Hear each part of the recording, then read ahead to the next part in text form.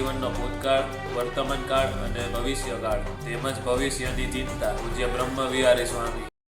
માણસ આખું એનું લગભગ જીવન ભવિષ્યકાળની ચિંતામાં જ પોતે કાઢતો હોય છે, એટલે વર્તમાન માટેને સમય નથી. અને ખાસ કરીને તમે જો જુઓ તો આપણે અત્યારે એવા યુગમાં રહીએ છીએ કે મિલેનિયમ નવું આવ્યું, એટલે વર્ષ તો બદલાયું, દશાબ્દી પણ બદલાઈ, સેન્ચુરી પણ બદલાઈ, પણ સહસ્રાબ્દી પણ બદલાઈ. એટલે ઠેર ઠેર દુનિયાની અંદર વૈશ્વિક રીતે લોકો ભવિષ્યકાળની ચર્ચા કરે છે. એક નિયમ બહુ પાકો છે કે ચર્ચા વૈશ્વિક થાય અને ચિંતા વ્યક્તિગત થાય. કોઈ નહીં, ચાઇનામાં શું થાય છે ચર્ચા કરે પણ ચિંતા નથી, પણ ઓફિસમાં શું થાય છે એની ચિંતા જાજી. આપણા મનની અંદર પણ સૌ કોઈ વાત કરે કે દુનિયાનું ભાવિ શું, પણ ઇન્ટુ બ્રેકેટ એક જ પ્રશ્ન હોય છે કે મારું ભાવિ શું. બધાના જ મનની અંદર સ્વકેન્દ્રિતા છે, એને કરીને આપણને સતત પોતાના ભવિષ્યની ચિંતા રહેતી હોય છે. અને ભવિષ્યમાં પણ રસ કેમ જાજો ખબર છે? ભૂતકાળ તો જાણીએ છે, વર્તમાનમાં બહુ ભલી વાર નથી. અને ભવિષ્ય જે છુપેલું હોય ને, the more hidden it is, the more curious we become. આપણે નાના હતા જ્યારે કોઈ વાર્તા કહે કે એક રાજા હતો અને મહેલમાં 7 રૂમ, એમાં નિયમ હતો કે 6 રૂમ ખોલવી પણ 7મી નહીં ખોલવી. પહેલેથી જ માણસના મનમાં એક શરૂ થઈ કે 7મામાં શું છે. આખી વાર્તામાં પહેલી ખુલે, બીજી ખુલે, ત્રીજી ખુલે, ચોથી ખુલે, 5મી, 6ઠી, પણ પહેલેથી જ બાળકના મનમાં છે ને 7મીમાં પહોંચી ગયો હોય. જે ખબર નથી એ જાણવાની આપણને બહુ જ ઘેલછા હોય અને બહુ જ તમન્ના હોય. અને એવો જ એક પ્રસંગ સ્વામીની હાજરીમાં કીધો. આપણા હર્ષદ રાણા નૈરોબીના ખૂબ આગેવાન હરિભક્ત, સ્વામી જોડે રમૂજ પણ બહુ સારી એવી કરે. એમણે એક પ્રસંગ કીધો કે સ્વામી 1999ની સાલની અંદર બાપા ત્યાં નાયરોબીની પ્રતિષ્ઠા કરવા ગયા હતા, અને તે જ અરસામાં સ્વામીએ આજ્ઞા કરી કે 2 સંતો પૂજ્ય આચાર્ય સ્વામી ને ચેતન સ્વામી દુબઈ મિડલ ઈસ્ટમાં સત્સંગ કરાવવા જાય. એટલે હર્ષદ રાણા પોતે એમ અધિકાર કીધો કે બાપા હવે મિડલ ઈસ્ટ છે ને આફ્રિકાની નીચે આવ્યું, એટલે પોતે પણ એમાં જોડાયા. અને ત્યાં આગળ જયારે પ્લેનમાં જતા હશે ત્યારે હર્ષદ રાણા સ્વયંસેવક તરીકે સંતો સાથે પ્લેનની અંદર જે એર હોસ્ટેસ સર્વિસ આપવા જાય એને તરત હર્ષદ રાણાને પૂછ્યું કે આ સંતો છે એ મારો હાથ જોઈ આપશે? એટલે હર્ષદ રાણાએ કીધું કે આ સંતો તો તારો હાથ નહીં, મોઢું પણ ન જુએ અને તારા હાથને અડે પણ નહીં. એટલે હર્ષદ રાણા આ સ્વામીને બધી વાત કરતા હતા. એટલે કે પછી મને દયા આવી કે પોતે દુઃખી થઈ ગઈ, એટલે મેં કીધું કે સંતો નહીં જોઈ આપે પણ હું જોઈ આપીશ. જો સુરવીર હરિભક્ત છે એટલે સ્વામી જે ખડખડાટ હશે. એટલે હર્ષદ રાણા કહે પછી બાપા તમે જોયું કમાલ, મેં ખાલી એવું કીધું હાથ જોઈ આપીશ કે તરત જ એર હોસ્ટેસ છે ને ઘૂંટણ ઉપર એમની બાજુ બેસી ગઈ નીચે. એટલે કે કેવો પ્રતાપ છે. એટલે કે હજી મેં હાથ લીધો પાછો, હર્ષદ રાણા કે, અને પછી હું જોવા લાગ્યો હાથ. એટલે મેં એને કીધું કે તારા જીવનમાં આમ દુઃખ છે, થોડું સુખ છે, તારું ભવિષ્ય આમ તો બહુ સારું નહોતું, પણ ત્યાં સંતોના દર્શન કર્યા ને એટલે હવે તારું ભવિષ્ય સારું છે. એને આવી વાત કરી. સ્વામી પણ બહુ આમ આનંદમાં હતા. સ્વામી કે તમે જોયું ભવિષ્ય સારું? હા સ્વામી કે તમે પાકે પાયે સારું ભવિષ્ય જોયું. પછી હર્ષદ રાણા તો તીખડી ને એ કે બાપા પણ પછી મને પ્રશ્ન થયો. એ કે શું? તો કે નારદજીએ જયારે બ્રહ્માની દીકરીનો હાથ જોયો એનું હાચું લાગ્યું. અરે સ્વામી જે હશે કે ખાલી એનો હાથ પકડ્યો હોય તો પછી એને બધી વાત કરી. એ કે આ લોકોનું ભવિષ્ય તો જે થવાનું હોય તે મારું જોખમ આવી ગયું કે એટલું બધું આનંદથી એને બધી વાત કરી. પ્રસંગ તો ત્યાં આપણે સાંભળીએ. બાપાએ પણ કીધું કે તમે ભવિષ્ય બરાબર જોયું, પણ સૌ કોઈને ભવિષ્યમાં રસ છે. અત્યારે બધાને કે આ જમણો હાથ બધાનો છે ને આમ જુઓ વાંધો નથી, એ જમણા હાથમાં જે અંગૂઠા ગાડી જે લાઈન છે ને, બરાબર ને, હવે જેની એ લાંબી ને એનું જીવન લાંબુ. કેવું થાય છે આપણે કહીએ છીએ, આપણે એને ઇનકાર કરીએ છીએ, પણ દરેકના દિલની અંદર ઇટ ઇઝ ધેર. આપણા મનની અંદર એમ સતત થયા કરે કે કોક કેનાર મળી જાય, એમને આપણે એકદમ ભગવાન સ્વપ્નમાં આવીને કંઈ કહી જાય, કાંઈક આપણને કંઈક ખબર પડે તો આપણને મજા આવે છે. Everybody is interested in the future. અને કેટલો બધો એનો પાવર છે ખબર છે? કોઈ પણ વ્યક્તિ જો તમારું ભવિષ્ય થોડું પણ કે ને સાચું કે ને, તો આપણે માનસિક રીતે એના ગુલામ થઈ જ જાય છે. થોડાક વખત પહેલા આપ પણ જાણતા હશો કે છાપામાં બીજી રીતે ઘણી બધી વાત રીતે નોસ્ટ્રેડેમસ કરીને બહુ જ મોટો એક ભવિષ્ય વેતાની વાત વારંવાર આવતી. અને નોસ્ટ્રેડેમસે પોતે સેન્ચુરીઝ કરીને એક પુસ્તક લખી છે, 100 એના નાના નાના કવિતાઓ નાની, એની અંદર એને ભવિષ્ય ભાખ્યું છે. એ પુસ્તક પણ મેં પણ રૂબરૂ વાંચી હતી. એ પુસ્તકની અંદર એની ભાષાના મૂળ ફ્રેન્ચમાં લખ્યું છે. પણ 1503ની સાલની અંદર આ માણસ નોસ્ટ્રેડેમસ યહૂદી મૂળ ઇઝરાયલમાં જન્મ્યો. ત્યાં એ લોકોને કઈ રહેવા પીવાનું ઠેકાણું નહીં, એટલે ફરતા ફરતા આખા યુરોપની યાત્રા કરીને પોતે ફ્રાન્સમાં એને રહ્યા. અને ફ્રાન્સમાં રહ્યા પછી પોતે પાછો છે ને હીલર હતો, ડોક્ટર જેવો હતો. કેટલાના રોગ મટાડે, આ કરે તે કરે. કુદરતી બક્ષિસ એવી કે ભગવાનનું કરવું એવું કે એ જે બોલે ને સત્ય ઠરવા લાગતું. અને જે એને રાજા મહારાજા માટે જે ભવિષ્યવાણી વાંખીને સાચી ઠરે. એક વાર એ પોતે એક કુવા આગળ પાણી પીતો હશે, અને ફ્રાન્સની અંદર પાણી પીને આમ બહાર નીકળ્યો, અને નાના નાના 5-6 છોકરાઓ બધા આમ ટરબર કરતી આવે, ત્યાં પાણી પીવા આવ્યા અને ધમાલ કરતા હતા. એક છોકરાના પગમાં જઈને નોસ્ટ્રેડેમસ પડી ગયો, દંડવત પ્રણામ જેમ એકદમ પગ પકડીને ત્યાં બેસી ગયો. બીજા બધા કે અરે ભાઈ તું આટલો મોટો ભવિષ્ય વેચતા આમ તેમ સારું, તું આના નાના છોકરાના પગ કેમ પકડે? એ કે ભવિષ્યમાં પોપ થવાનો છે. અને એ વખતે એને જે ભવિષ્યવાણી વાંખી, એ જ છોકરો મોટો થઈને પોપ બન્યો. એક વાત એની તમે આમ જુઓ ને આમ સાચી પડતી લાગે. હિટલરનું પણ નામ એને હિલ્ટર તરીકે એની ભવિષ્યવાણીમાં લખ્યું છે. કેટલા વર્ષ પહેલા? 400 વર્ષ પહેલા. 400 વર્ષ પછી કાળ સમય ક્યાં આવશે, યુદ્ધ કરશે, કયા દેશો સાથે યુદ્ધ કરશે, આ વાત તો કદાચ આપણને લાગે અજુકતી, કદાચ પાછળથી કોઈ ઉમેર્યું હોય. મને યાદ છે 1979માં તે વખતે રશિયાનું જોમ જાજુ હતું. તે વખતે આપણે વાંચ્યું હતું કે નોસ્ટ્રેડેમસની ભવિષ્યવાણી પ્રમાણે રશિયા ખલાસ થશે, યુએસએસઆર.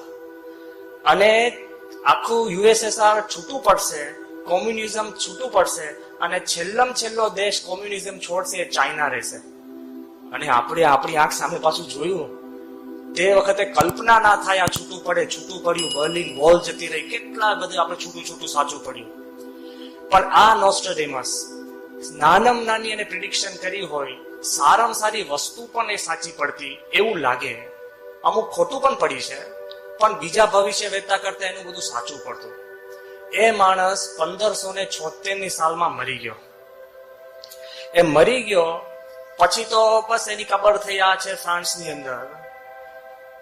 લગભગ 46 થી 48 વર્ષ પછી 1621ની સાલમાં બે દારૂડિયા ફ્રાન્સની અંદર રાતના ફરતા આમ દારૂ પીધેલું, અને આમ જતા કબ્રસ્તાનમાંથી પસાર થતા હશે, અને એકદમ એને આમ જોયું ને દીવો લઈને, તો આમ નોસ્ટ્રેડેમસની કબર પડી હતી.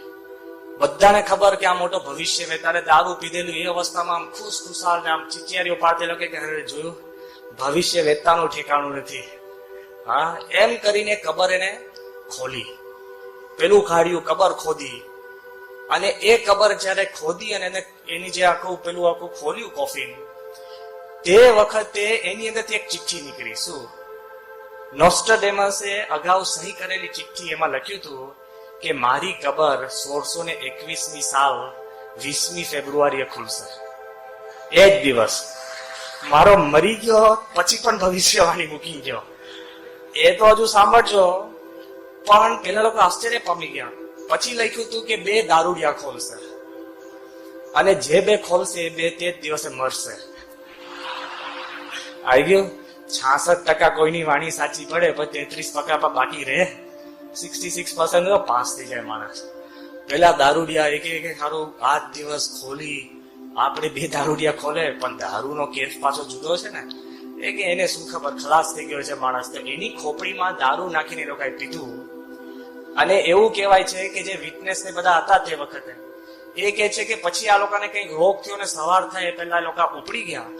પણ કહેવાનો ભાવાર્થ શું છે, કોઈક માણસ આટલું બધું ભવિષ્ય સોલિડારિટીથી આમ ભાગે, કેટલો ચમત્કારિક લાગે, પાવર પણ કેટલો લાગે આપણને. પણ એક પ્રશ્ન આપને પૂછું કે ભવિષ્ય વેતા આટલી પરફેક્ટ ભવિષ્યવાણી ભાગી શકે પણ ભવિષ્ય બદલી શકે ખરો? એને કીધું કે પહેલું વિશ્વ યુદ્ધ થશે, થયું પણ રોકી શકે ખરો? કીધું બીજું વિશ્વ યુદ્ધ થશે ને હિટલર જન્મશે, રોકી શકે ખરો? એને કીધું કે આવી રીતના યુદ્ધ થશે ને આ થશે ને રોગચાળો થશે, રોકી શકે ખરો? ભવિષ્યવાણી ભાખવી એક શક્તિ છે, પણ ભવિષ્ય બદલવું ને એ મોટી શક્તિ છે, એ સ્વામી પાસે છે. સંત પાસે એવી શક્તિ છે ને કે to know the future is one thing, to change the future is something else. સંત પાસે એવી શક્તિ છે કે જેને પોતે આશીર્વાદ આપે ને એના ભવિષ્ય બદલાય છે. જાણવું અને ન બદલવું ને એ બહુ ટેન્શન વાળું કામ છે. ન જાણવું ને બદલાઈ જવું ને બહુ સરળ છે. આપણને ખબર જ ના હોય ને સંત પોતાની રીતે પોતાના ભક્તોના સત્સંગીઓના ભવિષ્ય બદલતા હોય ને એ વાત કંઈક જુદી છે. કેટલાય પ્રસંગો તમને જોવા મળે કે ભવિષ્ય આમ ભાગી દે. શાસ્ત્રીજી મહારાજે એવું આપણને ડોક્ટર સ્વામી, સંતો સ્વામી બધા કહે છે કે સરદાર પટેલને શાસ્ત્રી મહારાજે આશીર્વાદ આપ્યા હતા કે દિલ્હીનો બેતાજ બાદશાહ થશે. એટલા જ આશીર્વાદને ફળે છે. ગુણાત્યાન સ્વામીએ પેલો બાઉદીન કઠિયારો ખાલી એને આપ્યું ને ગુણાત્યાન સ્વામી કે ફરી વાર એને લાકડા કાપવાનું રહેશે નહીં. એના કર્મમાં તો લાકડા હતા જ, પણ સંતનો હાથ ફરે છે ને તો ભવિષ્ય બદલાઈ જાય છે. જૂની જૂની વાત તો આપણે કરતા રહીએ પણ અત્યારે પણ આપણને જોવા મળે. લંડનનો આપણો યુવક છે અમરીશ પટેલ. હવે આમ તમે જોવા જાઓ ને કે આપણને સુપર ઇન્ટેલિજન્ટ એવો ના લાગે. અમે એને યુવકથી ઓળખતા અને આમ હાઈપર એક્ટિવ લાગે. એ પોતે ફાર્મસીનો એનો અભ્યાસ શરૂ કર્યો અને ફાર્મસીનો અભ્યાસ એની અંદર શરૂ કર્યો, અડધો અભ્યાસ કર્યો ને થાકી ગયો, કંટાળી ગયો, એકદમ નાસીપાસ થઈ ગયો. એને લાગે હવે મારે નથી કરવું, ભણવું જ નથી. સ્વામીને એને પત્ર લખ્યો અને સ્વામીને કીધું કે હવે હું થાકી ગયો છું, નાસીપાસ થઈ ગયો છું, હવે કરું છું. તો સ્વામીએ શું કીધું ખબર? બાપા કે એને કહો કે આર્કિટેક્ટ નું કરે. હવે કોઈ મેળ છે? તમે તો બધા દીકરાઓના બાપ છો, ખબર છે કે આપણે ક્યાં ફાર્મસી, મેડિકલ, એને કઈ મેડિકલ રેપ નું કહો, કંઈક બાયોકેમિસ્ટ્રી, સામાન્ય બીજું કંઈક એ મેડિકલની લાઈન હોય, સાયન્સની લાઈન. આર્કિટેક્ટમાં તો લાઈનો દોરવાનું આ તે કઈ મેળ ખાય? સ્વામી કેનો આર્કિટેક્ટ કરે અને એને સ્વામીની આજ્ઞાથી આર્કિટેક્ટ કર્યું. તો ભગવાનનું કરવું એવું કે જયારે આપણું લંડન મંદિર બનતું હતું ને ત્યારે મંદિર તરફથી જે આર્કિટેક્ટને આપણે રાખવાનો હતો તો અમરીશ પટેલનું નામ સિલેક્ટ થયું અને એને સેવા મળી. એટલું જ નહીં પણ એને પોતાની કંપનીમાં એક બે એવા સૂચન આપ્યા ને તો એક વાર મેં પોતે લિસ્ટ જોયું છે કે બ્રિટનના જે 50 નામાંકિત આર્કિટેક્ટનું નામ આવે ને એની અંદર અમરીશ પટેલનું નામ આવી ગયું. ક્યાં ફાર્મસી, ક્યાં આર્કિટેક્ચર? આપણને લાગે કે બાપા આ લાઈન જુદી, અરે એની લાઈન સીધી છે, આપણી આગી પાછી થતી હોય. આપણને લાગે આમ કરવું જોઈએ તેમ કરવું જોઈએ. ભગવાનના સંત બધું જાણે છે, ભવિષ્ય જાણે છે અને ભવિષ્ય પોતાની શક્તિથી બદલી શકે એમ છે. ભલ ભલાનું અમે 1998ની સાલમાં ત્યાં આફ્રિકા ગયા તો તે વખતે દારેસલામના આપણા સત્સંગ મંડળના પ્રમુખ, જેનું નામ ઇન્દ્રવદનભાઈ, અને ઇન્દ્રવદનભાઈ અને એમને અમને કીધું કે સ્વામી આવો ને અમારી ફેક્ટરીએ થોડા પગલા કરવાના છે. અમે કહ્યું હા વાંધો નહીં, જઈએ. આપણે કીધું તમે કરો છો શું? કે સ્વામી રોડ બનાવીએ છે. બરાબર, રોડ બનાવે છે એ કે બહુ મોટા મોટા કોન્ટ્રાક્ટો છે રોડ. એની ફેક્ટરીમાં ગયા ને તો કેટલાય બુલડોઝર, અર્થ મૂવર્સ બધા પડેલા. મેં કહ્યું આ બધા તમારા? એ કે આ તો સ્વામી રિપેર થવા આવ્યા છે. રિપેર બગડેલા ત્યાં હતા તો કેટલાય હશે, એટલું મોટું તંત્ર. પછી કે સ્વામી એક જગ્યાએ એક નાનો પહાડ છે. મેં કહ્યું આ પહાડ એ કે આપણો છે. એટલે પહાડ તમારો? ગ્રેનાઇટ નો પહાડ. એને તોડીને એની કપચી કરીને ગ્રેનાઇટની કપચીથી રોડ બનાવે. કેટલું મોટું તંત્ર. એટલે આપણે કીધું તમારું આટલું જાયન તંત્ર, દેશોમાં તમે આવી રીતના કામ કરો, આટલું બધા તમારે પૈસા, આ બધું જ તંત્ર ચાલે. એ કે સ્વામી બધું બાપાની કૃપા. કેમ? એ કે 1977 સાલમાં કાંઈ જ નતું અને હું છે ને ટ્રક ચલાવતો હતો અને સ્વામીની હું ગાડી ચલાવતો હતો. તે વખતે સ્વામીની ગાડીમાં પંચર પડ્યું એટલે બાપા બારે બેઠા એક પથ્થર ઉપર અને મેં ફટાફટ છે ને વ્હીલ બદલી કાઢ્યો. સ્વામી કે ઇન્દ્રવદન કે તને વ્હીલ બદલતા આવડે છે? કે બાપા હું ટ્રક જ ચલાવું છું, વ્હીલ બદલવાની ક્યાં વાત છે? કે તે વખતે સ્વામીએ મને આશીર્વાદ આપ્યા. એક વ્હીલ બદલ્યું ને પ્રમુખ સ્વામીની ગાડીનું, તો મારું આખું બદલાઈ ગયું બધું. એના દિલમાં એવું દ્રઢતા છે, કેફથી એ પોતે વાત કરે છે, સંત પાસે એક શક્તિ છે કે આપણું ભવિષ્ય તો જાણે છે પણ એ શક્તિથી બધું જ ભવિષ્ય બદલી શકે એમ છે. આપણને દિલમાં કાંઈક રહે કે આ સાચું ખોટું. હમણાં જ રિસન્ટલી અમે સ્વામી સાથે મિડલ ઈસ્ટમાં ગયા હતા. તો મિડલ ઈસ્ટમાં બહરેઇનની અંદર ત્યાં આગળ એક સભા હતી, શેરટન અલતાજ આખા હોટેલની અંદર. અને સભાની અંદર પણ બધા મુસલમાન પણ આવવાના હતા, આરબ્સ પણ આવવાના હતા અને સભા જનરલ હતી.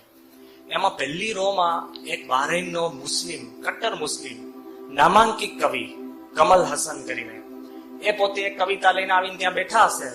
પછી એને અમને બોલાવ્યા, મને કે મારે એક છે ને કવિતા વાંચવી છે.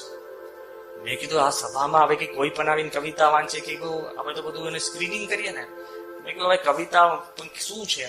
એટલે પ્રફુલ્લ વૈદ્ય આવ્યા કે સ્વામી ના એને વાંચાવી પડશે, તો બહુ મોટો માણસ છે, કવિ છે. પણ મેં કહ્યું પણ છે શું? તો કવિતામાં શું હતું કે પહેલું વાક્ય, if you destroy one Buddha, 1,000 Buddhas will arise. અફઘાનિસ્તાનમાં જે બુદ્ધ સ્ટેચ્યુ તોડ્યું ને એના ઉપર એને કવિતા બનાવી હતી કે એક બુદ્ધ તમે તોડો, 1000 બુદ્ધ ઉભા થશે. મેં કહ્યું આવું અહીંયા વાંચે અને મુસ્લિમ દેશ કટ્ટર અને લોકો આપણી પર બંદૂકો ધરે અને ઘર ભેગા કરે. એટલે મેં કહ્યું આ કઈ બહુ વંચાય એવું નથી. અને એવા કડક શબ્દો છે ને કે હેંગ મી, આ કરો તે કરો, દુનિયા એક થવી, એવા બધા મજબૂત શબ્દ. મેં કહ્યું આ વંચાય નહીં. એટલે પણ એને કેમ ની ના પાડવી? એટલે હું વિવેકસાગર સ્વામી પાસે ગયો. મેં કહ્યું વિવેકસાગર સ્વામી, વિવેકસાગર ચોકડી કે આ વંચાય જ નહીં આપણે, કે આપણી સભામાં આવું વાંચે ને કાંઈક બધા મુસ્લિમ કટ્ટરવાદી કાંઈક કરે, ભયંકર ટેન્શન. એટલે એ દરમિયાન બાપા આવી ગયા સ્ટેજ ઉપર. આ સ્વામીની સ્થિર ગંભીરતા તમે જુઓ ને, એમને આ બધું તંત્ર ચાલે. આમ બેઠા માળા કરતા હતા. એટલે મને એમ થયું બાપાને તો પૂછે, મેં બાપા કે આવી રીતના આ કવિતા છે ને, મેં કહ્યું બહુ છે ને વિવાદાસ્પદ કવિતા છે, કોન્ટ્રોવર્શિયલ અને હોવા પોથા એવું છે. એટલે આ કવિતા પેલાની વાંચવાની ઈચ્છા છે. એટલે આપણે એમ વિચાર કરીએ છીએ કે ના વાંચે. સ્વામી કે કેમ? મેં કીધું પણ આમાં તો બધું વિવાદ થાય છે. સ્વામી કે ના ભલે ને વાંચે. મેં પણ આ બહુ ડેન્જરસ છે બધું અંદર અંદર. સ્વામી કે ના એના વિચાર છે, આપણા ક્યાં વિચાર છે? સ્વામી કે એના વિચાર છે, આપણા ક્યાં વિચાર છે? અરે મેં કહ્યું હા બાપા હવે આપ કહો તો બરાબર. હવે એને કવિતા અરેબિકમાં વાંચી, અંગ્રેજીમાં નું ભાષાંતર થાય, બહુ જ પાવરફુલ કવિતા. બધા જ રાજી થયા, બધાએ તાલીઓ પાડી. આખી સભા એના ઉપર કન્વર્ટ થઈ ગઈ. બાપાએ પણ પાછા આમને એવું હતું કે આમ બહુ એનો નિર્દેશ ના કરવો. એટલે છે ને જે અનાઉન્સર હતો ને એના મેં કહી આવ્યા હતા કે હવે છે ને આને કે બહુ જાજુ ના બોલવાનું. સ્વામીએ પહેલા આશીર્વાદ શરૂ કર્યા. બાપા કે પ્રથમ તો કમલ હસન ને અભિનંદન. સીધો આપણે કે આમ પેલો આમ સિક્કો મારી દીધો. આ તો પત્યું. બીજે દિવસે જો આપણે છે ને ભવિષ્યનો કોઈનો ખ્યાલ નથી, સત્પુરુષ લોકોના દિલમાં બેઠા હોય છે ને બધું બદલતા હોય છે. બીજે દિવસ બહરેઇન ટાઈમ્સ ની અંદર છાપામાં એક લખાણ આવ્યું, સ્વામીનો ફોટો, સભાનો ફોટો, અને એમાં જે લખાણ લખ્યું હતું ને એના શબ્દો કહું છું. એ કે the level of religious tolerance પ્રમુખ સ્વામી પોઝેસીસ. પ્રમુખ સ્વામી જે ધાર્મિક સહિષ્ણુતા જે પોતામાં છે એનું લેવલ કેવું છે કે it was a thorough Hindu assembly, છેક થી છેક હિન્દુ સભા, એન્ડ અ સ્ટોન્ચ મુસ્લિમ પોએટ, કટ્ટર મુસ્લિમ કવિ can sing the praises of Buddha. This is the level of પ્રમુખ સ્વામી's tolerance. બધું પોઝિટિવ. કે પ્રમુખ સ્વામીની ધાર્મિક સહિષ્ણુતા એટલે શું કે હિન્દુ મહાસભાની અંદર કટ્ટર મુસ્લિમ કવિ બુદ્ધના ગુણગાન ગાઈ શકે એવી પ્રમુખ સ્વામીની ખૂબી છે. જો આપણને ભવિષ્યનું ખબર નથી હોતી, વર્તમાન જોઈને આપણે મૂંઝાતા હોય છે, સત્પુરુષને બધું ખબર હોય છે, જે રીતે મૂકે એમ કામ થતું હોય છે. એટલે ભવિષ્ય જાણે છે અને ભવિષ્ય પોતે બદલી શકે છે. બીજી વાત છે કે કોક આવીને તમને એનો ભૂતકાળ કહી જાય તો ભૂતકાળની આપણને ચિંતા જાજી હોય છે. ભૂતકાળ કહેનારા મળશે પણ ભૂતકાળ બદલનારા નહીં મળી શકે. નહીં ભેજામાં બેસે ભવિષ્ય બદલાય. પેલો કે ભૂતકાળ કેવી રીતના બદલાય? બદલાઈશ બેસે છે પણ સંત બદલી શકે? મોનોપોલી છે. કેવી મોનોપોલી કે સંત બધાનું ભૂતકાળ જાણે છે. 1974 સાલનો પ્રસંગ છે કે સ્વામીશ્રી ન્યુયોર્ક હતા. નાની સભા હતી અને સ્વામીની સામે બધા હરિભક્તો આવીને એકદમ નજીક બેઠા હતા. સભા જેવી પતિને પછી આપણા જ અમદાવાદના ડોક્ટર મહેન્દ્રભાઈ દવે, નવરંગપુરા વાળા, એ સ્વામી સાથે ત્યાં અમેરિકા ગયા હતા.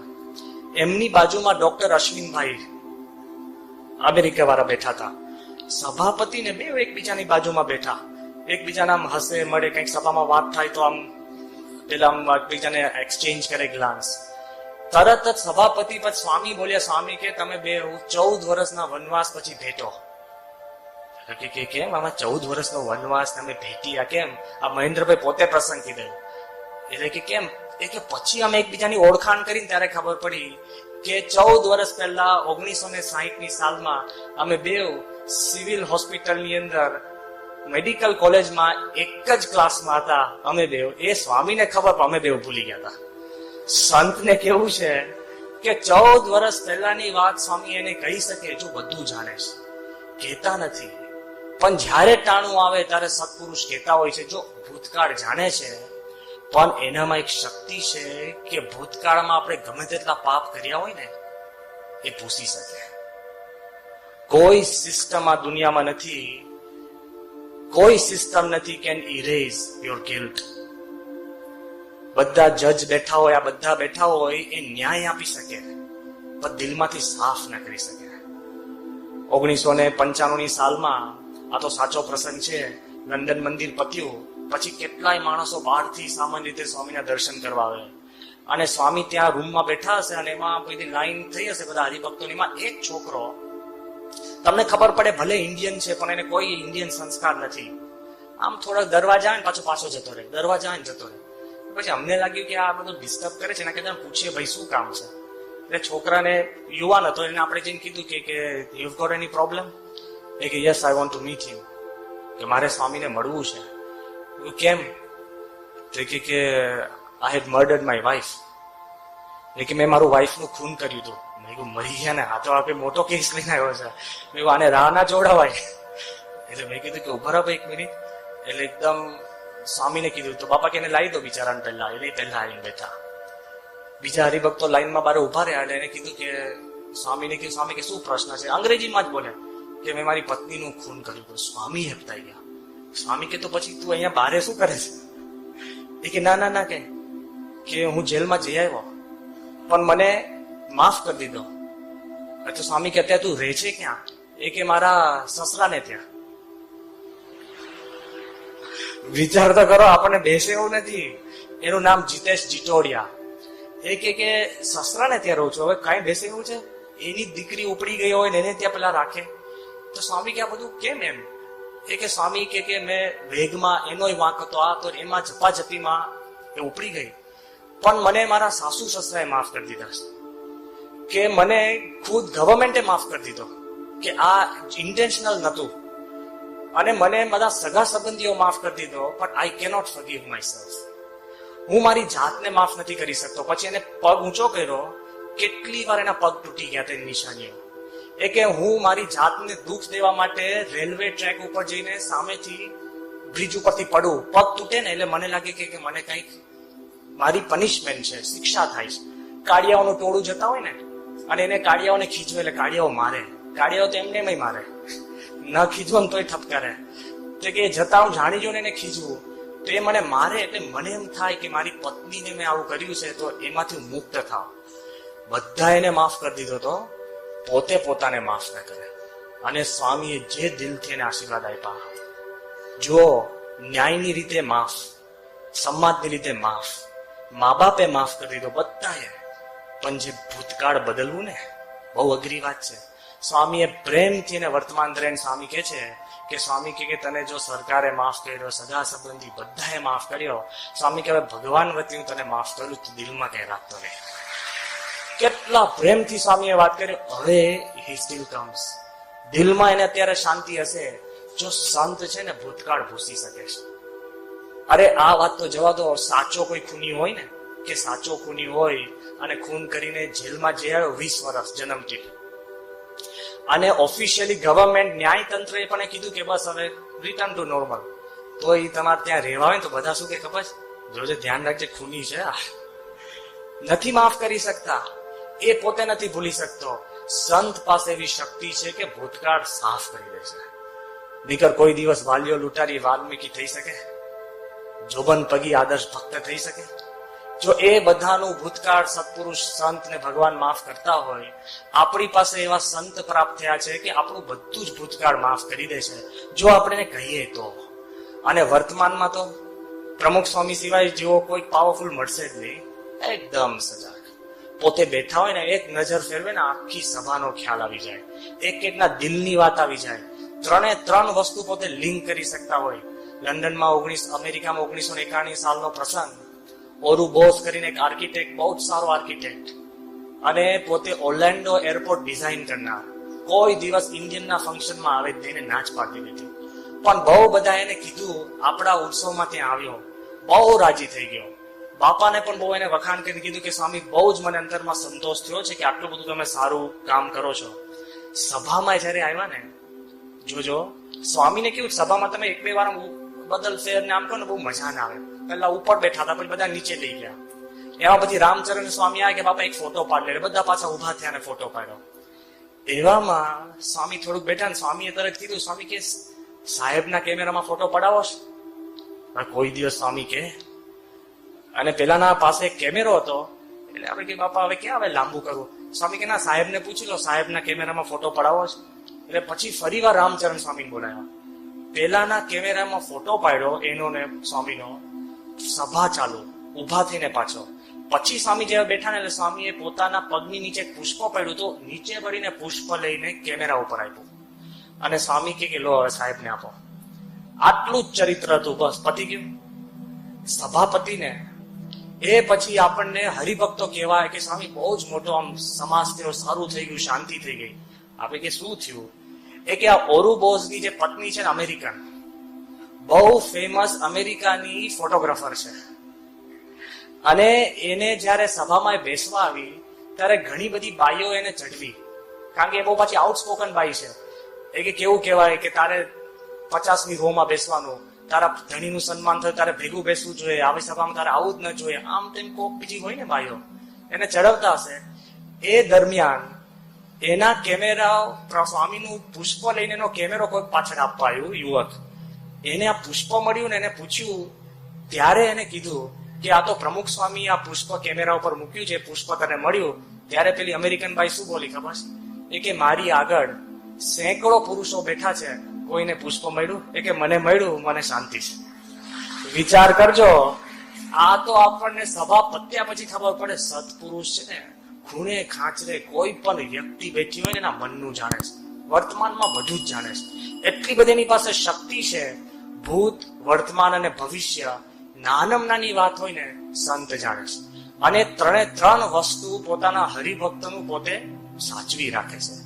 એમ ચિંતા નહીં કરતા કે સ્વામી અમારું ભવિષ્ય શું. સ્વામીએ લંડનના કિશોરોને કીધું કે યોર ફ્યુચર ઇઝ બ્રાઇટ. સત્પુરુષ જયારે કહે ને કે આપણું ભવિષ્ય ઉજળું છે, પછી બહુ કોઈની ચિંતા ના હોય. એનું જીવન કેમ મજબૂત છે? કારણ કે ભૂત, વર્તમાન ને ભવિષ્ય પાકું પકડી રાખે છે. તમને ખ્યાલ નહીં હોય પણ સંત જાણતા હોય. આપણે પૂજ્ય અક્ષયમુનિ સ્વામી જયારે યુવકમાં એન્જિનિયર તરીકે હતા, યોગી મહારાજે એમને કીધું હતું કે તમારે છે ને સંસ્થાની સેવા કરવાની, બીજો કોઈ વિચાર કરવાનો નહીં. યોગી બાપાએ પ્રમુખ સ્વામી જોડે તો કોઈ કોન્વર્સેશન થઈ નથી. જયારે યોગી મહારાજ ધામમાં ગયા અને સ્વામી આણંદ સ્ટેશન ઉપર ખાલી આમ બેઠા હતા, એમ શાંતિથી એકલા, કઈ કોઈ હતું નહીં.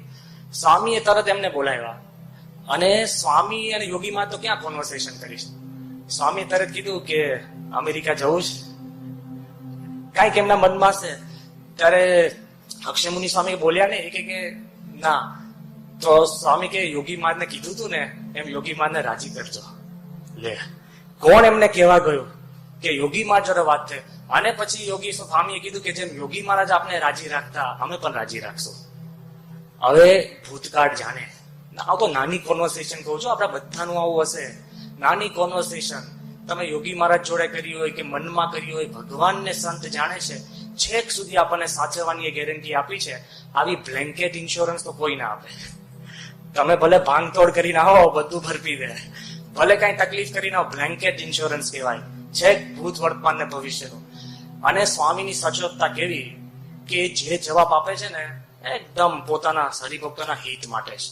જરાય એમાં શંકા નહીં. રેમન વિલિયમ્સે સ્વામીને પ્રશ્ન પૂછ્યો કે તમે હરિભક્તોને જવાબ કઈ રીતે આપો છો? સ્વામી કે અમે હરિભક્તની શ્રદ્ધા જોઈને આપીએ છીએ. કે પણ તમે કોકને કહો કે દુકાન લો, પછી એ જાય ને તમને મનમાં થાય કે મેં ના કીધું તો સારું. સ્વામી કે થતું જ નથી. કે ના પછી એ દુકાન લે અને 3 વર્ષ પછી ખોટ આવે, પછી તમને એમ થાય કે ના કીધું તો સારું. સ્વામી કે ના, થતું જ નથી. ભગવાને જેના હિત માટે ધાર્યું એ જ અમને સુજાડે છે. ભગવાન ભૂત, વર્તમાન ને ભવિષ્યનું જાણે છે.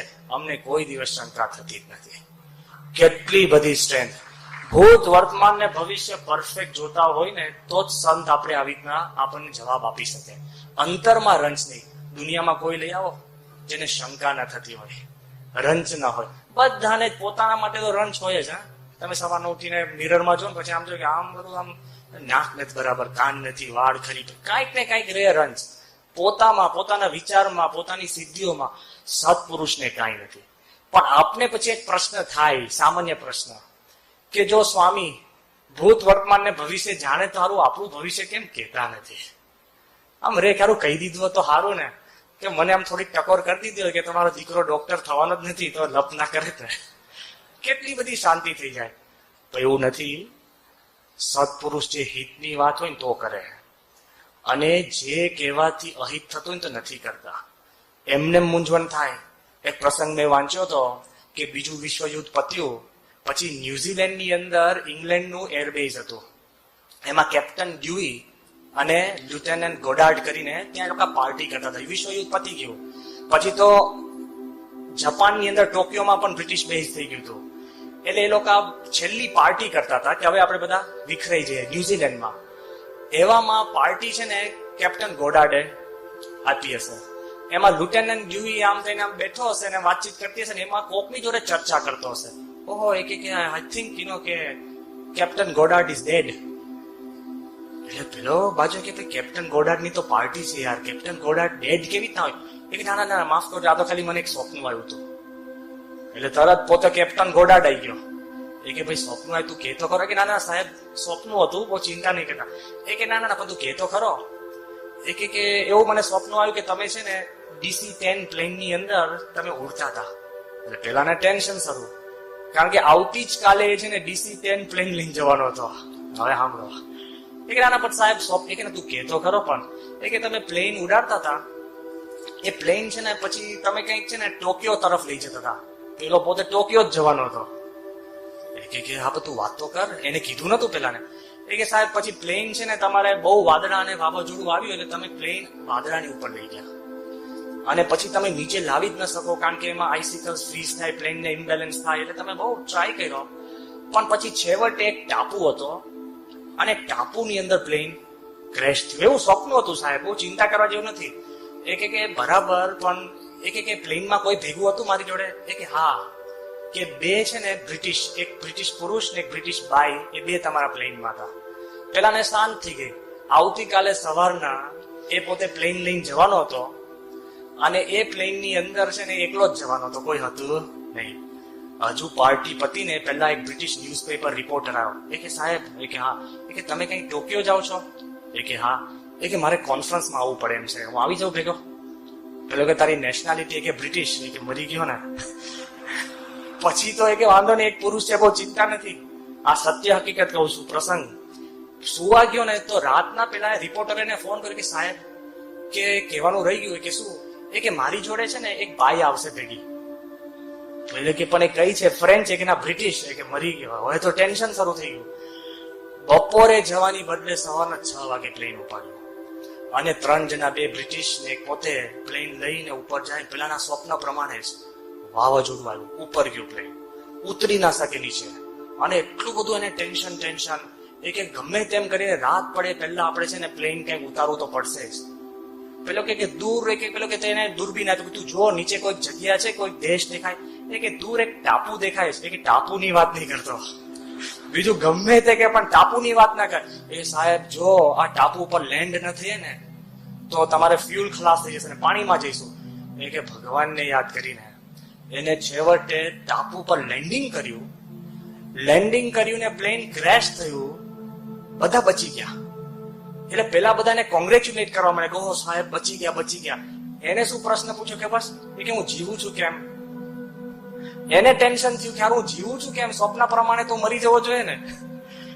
તો એને એટલો બધો પ્રશ્ન થયો કે આટલું બધું થયું સાચું પડી હું જીવું છું કેમ.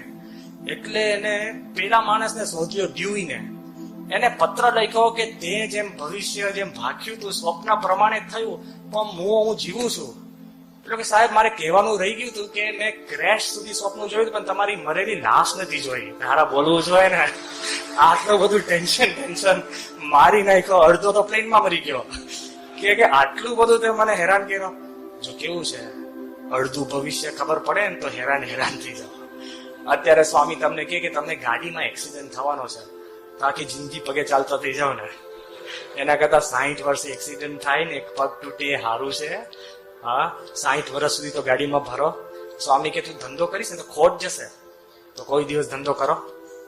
હા, સ્વામી તમને કે તમારો દીકરો છે પણ જન્મશે પણ ભણશે નહીં, તો જેને તમે જન્મ્યા પછી પણ જે તમે 20 વર્ષ એની જોડે પ્રેમથી હેતથી જીવો ને એ જતા રહે. તમારા ધંધામાં 20 વર્ષ પછી ખોટ આવવાની હોય પણ 20 વર્ષની કમાણી તો મળી કે નહીં, એ જતી રહે. કોક કે સ્વામીને તો ખબર છે કે આ 20 વર્ષ પછી સત્સંગમાંથી જવાનો છે, એ જાય પણ 20 વર્ષ સુધી સત્સંગની કમાણી એ કોઈ દિવસ એળે જતી નથી. એ સ્ટ્રેન્થ છે. સત્પુરુષ બધું જાણે છે પણ એની શક્તિ શું છે ખબર છે? જાણે છે પણ કહેતા નથી. અને કોક નથી જાણતા બધા કહે છે. મહારાજે પણ એમ વાત કરી કે તમે ભગવાન અને સંતના વચનમાં જો વિશ્વાસ મૂકશો ને કોઈ દિવસ વાંધો નહીં આવે. સ્વામીએ જે હર્ષદ રાણાએ ભવિષ્ય ભાખ્યો એને તો મજાક કરી હતી કે તે સાધુના દર્શન કર્યા ને એટલે હવે તારું ભવિષ્ય સારું છે. એ સાચું છે બાપા કે સાચું છે. મહારાજે જયારે સંતો હરિભક્તોની સભામાં વાત કરી, શું વાત કરી? મહારાજ કે મારે મનવારો ભરીને કલ્યાણ કરવા છે પણ કેમનું થશે? તો અમારા દર્શન કરે એનું તો કલ્યાણ, અમારા સંતોનું દર્શન કરે એનું કલ્યાણ, એને પાણી પાય કે જમાડે એનું કલ્યાણ, પણ હરિભક્તોનું દર્શન કરે એનું કલ્યાણ. હરિભક્તોનો ઘડાનું પાણી પાય એનું કલ્યાણ, એને જમાડે તેનું કલ્યાણ. જો આપણા દર્શનથી કલ્યાણ થાય એવી મહારાજે ગેરંટી આપી છે, તો સ્વામીએ હર્ષદ રાણાને કીધું કે પેલી બાઈએ દૂરથી પણ સંતના દર્શન કર્યા તેનું ભવિષ્ય સારું છે, તો આપણે રોજ ઉઠીને સત્પુરુષના દર્શન કરીએ, સંતોના દર્શન કરીએ. તો એક વસ્તુ ખ્યાલ રાખજો કે જેમ સત્પુરુષને કહેજો, ભૂતકાળ ઢાંકતા નહીં. જેટલું તમને ખબર છે સંતને કહેશો ને તો ભૂસી નાખશે, જો તમે નહીં કહો ને તો રહેશે. વર્તમાન છે ને પોઝેસ કરતા નહીં. સત્પુરુષ કેમ તમે વળી જશો ને તો વર્તમાન એના હાથમાં પહોંચશે, અને ભવિષ્ય તો તમે ગમે તેટલા વલખા મારો એના જ હાથમાં છે. એટલે એ જે કેમ આપણે વર્તીએ તો કોઈ દિવસ નાનામાં નાનો હરિભક્ત હોય, એક મુસલમાન બાઉદીન, એના ઉપર દ્રષ્ટિ ફરી જાય ને સુધરી જાય. વાલિયો લૂંટારો, અને મહારાજના વખતમાં જોબન પગી, સ્વામીના વખતમાં ઋષુભા અને બધા કેટલાય માણસો છે. તો એમ દરેક હરિભક્તો મનથી ભૂત, વર્તમાન ને ભવિષ્ય સત્પુરુષના હાથમાં સોંપે ને તો મને લાગે છે કોઈને ભવિષ્યની ચિંતા કરવા જેવી નથી.